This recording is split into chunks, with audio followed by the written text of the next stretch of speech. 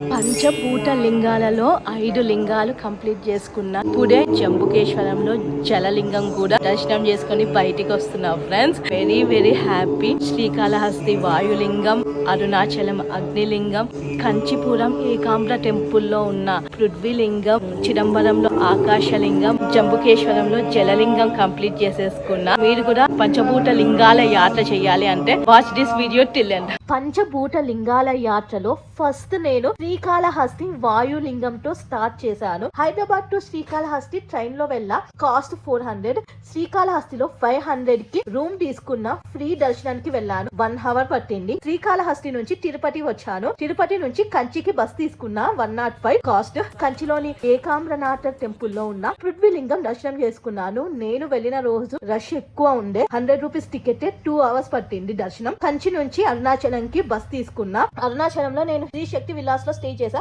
For more stay details contact this number. Midnight గిరి ప్రదక్షిణ start చేశాను. 5 hours పట్టింది గిరి ప్రదక్షిణ. తర్వాత అగ్నిలింగం అరుణాచల శివ దర్శనానికి వెళ్ళాను. 50 రూపీస్ టికెట్ 5 hours పట్టింది. అరుణాచలం నుంచి చిదంబరంకి ట్రైన్ లో వచ్చాను. 90 రూపీస్. చిదంబరంలో అరవింద్ గెస్ట్ హౌస్ లో స్టే చేసా. 500. చిదంబరం టెంపుల్ లో ఉన్న ఆకాశలింగ దర్శనానికి అయితే వెళ్ళిపోయా. ఫాస్ట్ గా దర్శనం అయిపోయింది. చిదంబరం నుంచి తిరుచి బై బస్ లో వచ్చేసా. తిరుచిలో హాస్టల్ లో స్టే చేశాను. 500. బైక్ రెంట్ కి తీసుకున్నాను. 500. ఫస్ట్ శ్రీరంగంకి దగ్గరలోనే ఉన్న జంబుకేశ్వరం జలలింగ దర్శనానికి వెళ్ళాను. 50 రూపీస్ టికెట్ తీసుకున్నాను. 30 minutes లో దర్శనం అయిపోయింది. నా ఐటనరీని పర్ఫెక్ట్ గా ఫాలో అవ్వండి. మీరు కూడా 3 days లో పంచభూత లింగాలు కవర్ చేస్తారు. అందరూ ఓం నమ శివాయ అని కమెంట్ చేయండి. Follow my account.